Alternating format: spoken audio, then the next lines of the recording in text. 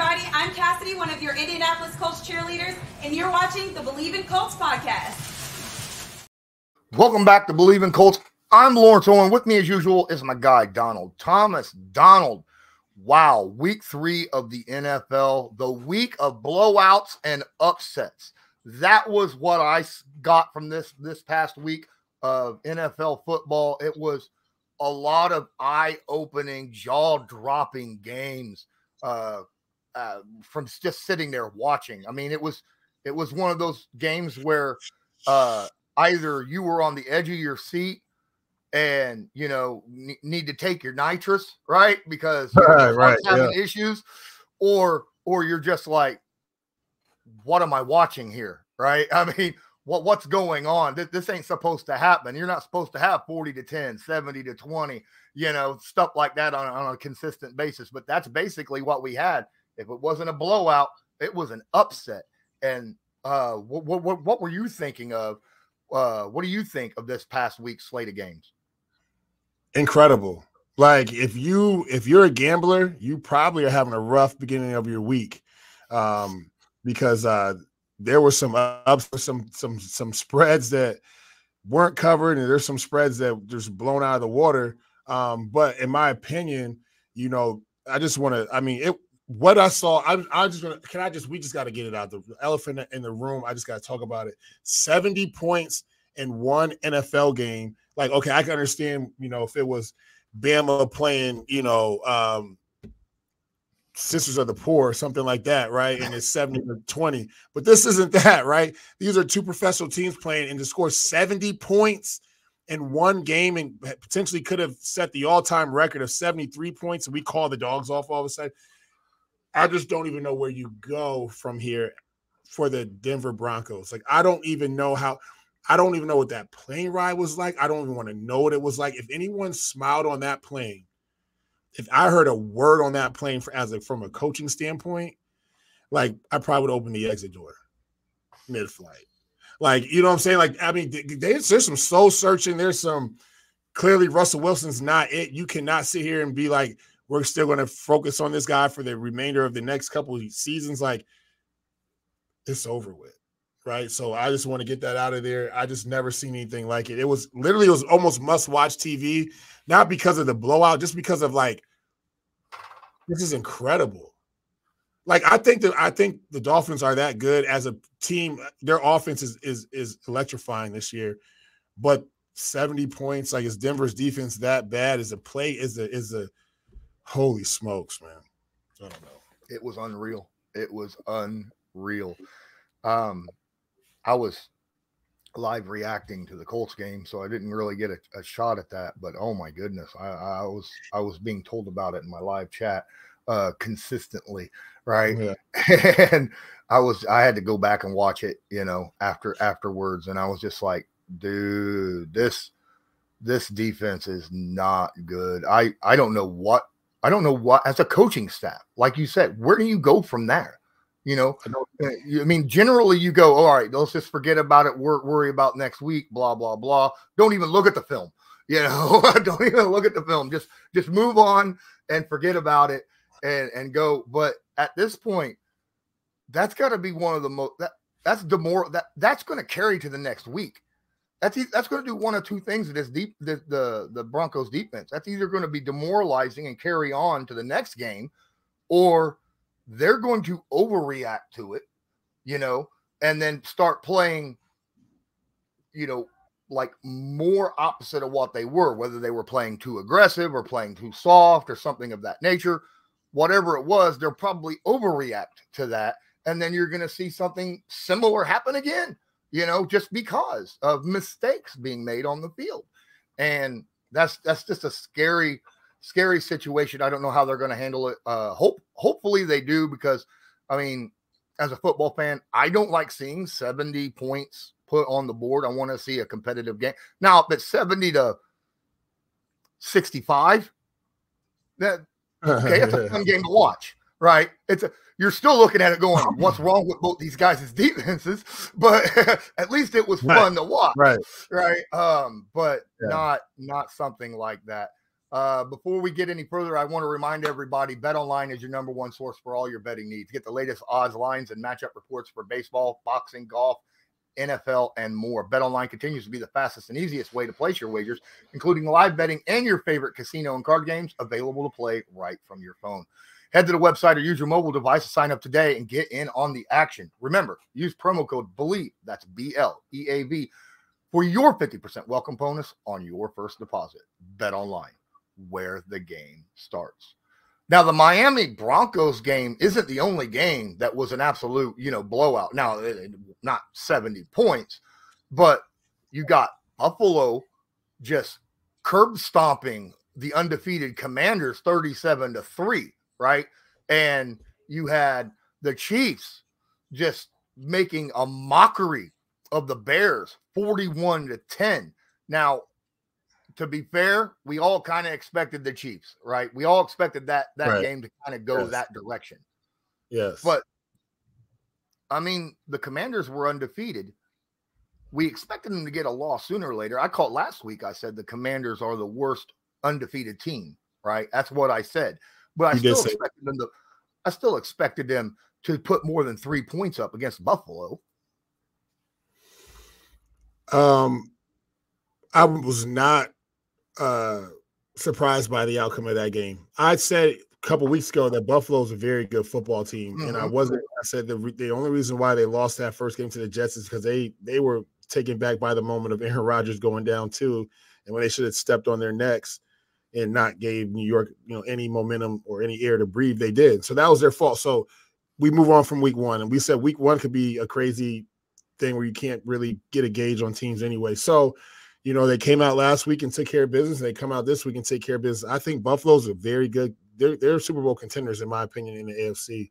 And so you said it. I mean, Washington's offense is the strength of the Commanders is that defensive line for Washington. Like that's where it is. But at the end of the day, if you can slow down their pass rush, you can pick them apart. And the offense, Buffalo has the offense to do that, right? And so they are the more seasoned veteran team. And so that blowout was not really a surprise to me. It wasn't at all. I'm happy to see Buffalo respond the way they did because they should be 3-0, in my opinion. So they're a 3-0 football team, hypothetically speaking. And the Commanders are going to be middle of the road. They're just run-of-the-mill kind of team where, you get a couple wins, start the momentum of the season, but then it tapers off because of, we're just not that good. You have a divisional game. We had a couple divisional games that happened so the Patriots-Jets game, that was a very low-scoring affair, 15-10. 15. How do you – I mean, legitimately, I understand the Jets only scoring 10 points. They're on to their backup quarterback. The Patriots have a pretty good defense, right? I understand that. But you talked about it last week. Patriots only scored 15 points. They won the game, and it's a divisional game. But 15 points, that's got to make you worry if you're a Patriots fan, right? Correct, but this is not the Patriots of old. Like I said, this is not that high octane, potent offense that we're used to seeing. Like there's zero run game, like there's no run game. They don't have big time receivers anymore. They don't have big time tight ends anymore. I think their quarterback he's in the top 25 of quarterbacks in the league. That's not saying what I'm saying. So this is not. The defense is not what I think the strength of their defense is their defensive line again, right? But I think that's where it stops at.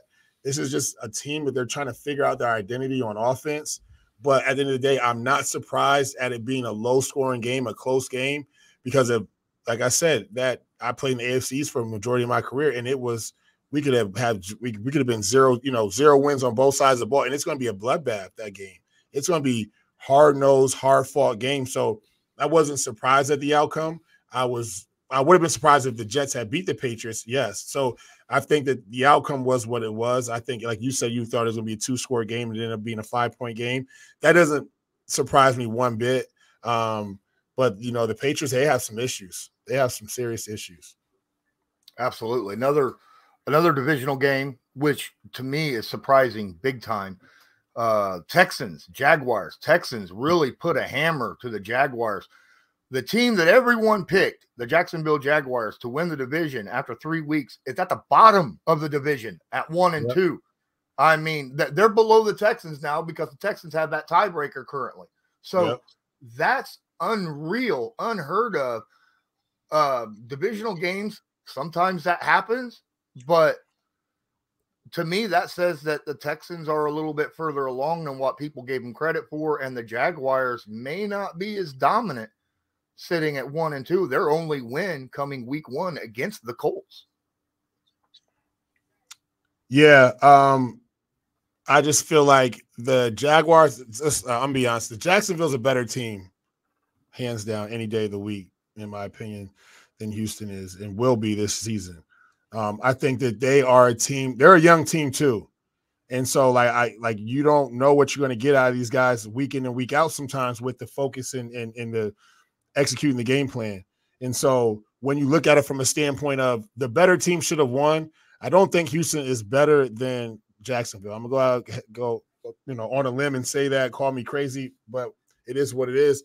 I just feel like, you just don't know what you're going to get. And I think those guys are young and they don't understand the severity of these divisional games, in my opinion.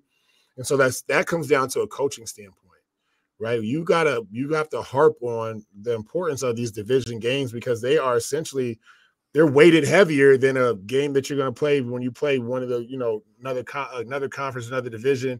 When it comes down to it, you got to win your division. So like, it's great for the Colts because like they're literally, they just got to get a couple more divisional wins and let these guys freaking, piss it all away, so to speak. And, they can slide into the playoffs, and not be, the dominant team that they need to be to win a division. Right. So, rookie quarterback, you guys should be exposed them, especially in the division. Like you just let the rookie quarterback come in the divisional game and get a win. Like he's the big dog. Right. So, I don't know, man. That to me was surprising to say the least. But hats off to Houston for getting that win. Absolutely. Another upset that shocked. This is the biggest shocker to me of the entire. Hope you say it because I'm waiting to talk about this one. Which one are you talking about? Give it to me. In my opinion, Cardinals Cowboys. Yes. Biggest shocker of the day. Cowboys had no business losing this game. Let's talk about it. In my opinion. All right. And to me, to lose in the fashion that they lost says so much about the team. It's historical, right? To the point where you expect the Cowboys to have these kinds of losses, because they have consistently, no matter how good they seem to be, they have these stupid losses at inopportune times. And they do it every single stinking year. The Cardinals had no business even being in this game, let alone doubling up the score of the Cowboys. And yet they did. And I figure Cardinals is one of those teams that's should be tanking, right? For, Caleb Williams or something like that, this offseason to get rid of, get a fresh start. And yet they come in and they let the Cowboys come into their house and they were just like, nah, smackdown. All right. So this is something, in a way it's shocking. In a way it's not. I expect the Cowboys to lose stupid games at times, but to me, they just had zero business losing this game at all. Yes. So here's the deal. So if you know me personally, I'm one of the guys, either you love the Cowboys or you hate them, right? So I don't love them. We'll just leave it there. But nothing makes me more excited than to tell Cowboys fans to calm down. I just told you last week when you asked me who the best 3 teams in the league are. And I said, you asked me Philly, San Francisco, and Dallas. And I said right away, you could take Dallas out of now. All this talk, Super Bowl talk, blah, blah, blah. They beat the Giants by 40 points and all this kind of stuff. And then you go to Arizona, who hasn't won a football game yet, and they don't have their starting quarterback. You have Joshua Dobbs in the game, and you lose. Granted, or you lost your Pro Bowl, cornerback in practice. Yes. You lost Big Whoop, right? Distraction, yes. Okay. Everyone's wearing his number on their face and all this kind of stuff. Do it for him, blah, blah, blah. Then do it for him. You just went in there and you just got beat by an inferior team on the road without their starting quarterback. And you can't beat them? So where's the leadership at? Where's the coaching at? This is the Cowboys. We're used to it. Now, okay, let's go a step further. Let's play this thing out, right? We're about to lose, and I hate to say it, but we're going to lose Dak for a few weeks. That's just how the script goes every year. So now we're going to lose Dak for a couple weeks, right? Then we're going to have the unsung hero pop up, and he's going to play well, and he's going to win them a couple games, and then we're going to go down to the stretch, and we're going to get in the playoffs, and Dak's going to screw it up again. It happens every year. I'm tired of talking about it, but we have to because they're a prominent team, right? But you can't expect to be a Super Bowl caliber team, and you have these losses like that. It's annoying, but you know what? Hats off to Arizona, though, because guess what? They rallied the troops. They found a way to win. I don't know if it's because of Kyler Murray not being the starter, and we talked about him not being. I talked about him not being the leader last year or last week, and that's a problem within itself, right? But so I'm not surprised at this. I'm actually kind of happy that the Cowboys lost because now I can send my text out to I told you so. But at the end of the day, like if you're supposed to be this team that's supposed to be so good, you don't lose to the Arizona Cardinals who are 0-2 without their starting quarterback either. So that's a problem. That is definitely a problem. Absolutely. Glad that we see eye to eye on this situation.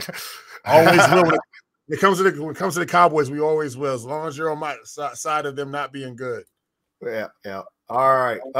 Any final words? Any final game that you want? I know that there was a game possibly that you wanted to talk about. I think you mentioned Lions Falcons, right? Yes. Yeah. I think that the Lions are going to be better than expected. I don't see them, going deep in the playoffs, but I do see them being a team where Dan Campbell has those guys knowing who they are and believing in who they are. I think they believe in the system at this point. I'm not putting the cart before the horse, but I was happy to pleasantly see the Lions have a commanding victory. I mean, 20-6 is a dominant performance, in my opinion. Mm-hmm. To hold a team to 6 points. Hats off to those formerly guys. Undefeated Falcons team at that. Correct, right. And so, I mean, we can go either way and kind of say like, I'm still not a believer in Atlanta at this point. I don't think that they are established. I think the first 2 wins are great, but like I said, it's the beginning of the season. But it's going to be tough to go into for anybody at this point to go into Detroit and get a win. Yeah, because it's going to be a hostile environment. They're going to have that thing rocking. Those guys are going to play for the city of Detroit. It's going to be spirited. It's going to be all the above. So you can't come into Detroit and think it's just going to be sweet. Dan Campbell's got those boys juiced up.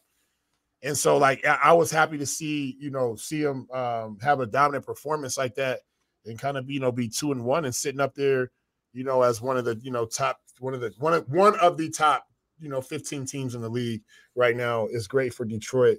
So that was my game where I was like, okay, statement game. We bounce back. We get a win. We make it a dominant performance. I'm happy to see, and I always tell people, people discarded Jared Goff, and I thought Jared Goff was good in the beginning of his career. I used to call him a gunslinger, but just to see him get swapped out like that for Matthew Stafford, to see him winning some football games here is impressive. And then, the Rams, we'll see. No, I'm just going to say we'll see. They got to win, but I was not impressed with the win. I think – excuse me. There's so much football. But to see them not take care of business against Cincinnati, now they got to go come to Indianapolis and play them. I think that I think they're a team that's still struggling for their identity. I think they're still living in the shadows of that Super Bowl win, and the Cinderella story's over with. Now you really got to play football. And I think Aaron Donald has taken a step back or two since the Super Bowl win. He's not like that force like that we've seen. And yes, they're game planning for him a lot, right? But LA is a team that is kind of under the microscope, and in my opinion, could go either way for them this season. The final game I want to talk about is another blowout against one of our divisional rivals, the Tennessee Titans, the Cleveland Browns, 27-3. And this was a dominant offensive and defensive performance, as expected defensively by the Cleveland Browns. But, I mean, Myles Garrett had 3.5 sacks. That's nasty. Wow. Myles is, one of the best pass rushers in football. Defense for Cleveland is gross. But the guy I want to talk about is Deshaun Watson. Dude had 80% completions, almost 300 yards, 2 touchdowns, no turnovers. I mean, wow. You think maybe he might be? I mean, let's fake. Look, the Titans. This is a Mike Vrabel-led defense, right? That generally is a good defense, generally. And Deshaun Watson picked them apart. Absolutely picked them apart. Amari Cooper was his favorite target with 7 catches, 116 yards, and a touchdown. And that speaks volumes to me. And it's not like they ran really well, without they're sitting there without Nick Chubb, right? Their rushing was not great. They had to lean on Deshaun Watson, and Deshaun Watson came through. So, where does that leave the Browns now? Is this something you can expect from Deshaun Watson, or you think this might just be a one out for him? No, I don't think this is a one out for him. I think that it's going to take it's now. I think Deshaun Watson is finally getting back into not just like game shape, but just kind of getting into game form, right? And so you sit out of football for that long, especially at quarterback, there's a ton of rust to knock off. There's the mental aspect, there's the physical aspect, there's reading all these different defensive coverages, there's blocking all the BS that you've been going through for the past 2 years out and being able to play because like you played at a high caliber before all this nonsense went down with him. And he also, granted, he warranted, the contract that he got. Maybe he got paid a little bit too much, in my opinion, for coming off of, what he came off of and all that kind of stuff. We'll leave that in the past. But this is something where this is not surprising to see Deshaun Watson throw for 263 yards and put the team on his back, because we've seen him do that down in Houston before all this stuff happened. So we're getting glimpses of the player that he used to be. And I'm just glad that he's getting a chance to start knocking off the game rust and put everything behind him and kind of just start showing us who he used to be. And we're getting flashes of it. Do I think that they're going to do it consistently? He's going to do it consistently. This is the Cleveland Browns we're talking about here. So let's pump our brakes a little bit. But at the end of the day, he's showing flashes of what he used to be and who he is still, and he can give us that. But now you got to understand, 8 yards of rushing, right, is not going to get it done if we want to go deep into the playoffs or make a run, right? So, yes, a dominant performance from the air, but the air only gets you but so much when you can't run the football effectively, right? So you got to look at it and take it from a standpoint of the good with the bad, right? 298 yards or however many yards passing he had, but I would also like to see, 150 yards of rushing if we're going to dominate a team to hold them to one score. So, yes, Deshaun Watson, hats off. Be excited about that performance. Do I think it'll be consistent? I hope it is, but I don't think it will be, just considering the landscape of, different teams or better teams they'll be playing. But he is showing flashes that he can get back to his old self again. All right. I think that's going to do it for this episode of Believe in Colts, going over the week 3 slate of games. And until next time, I'm Lawrence Owen. That's Donald Thomas. This was Believe in Colts, brought to you by Bet Online. Have a good one. do you believe?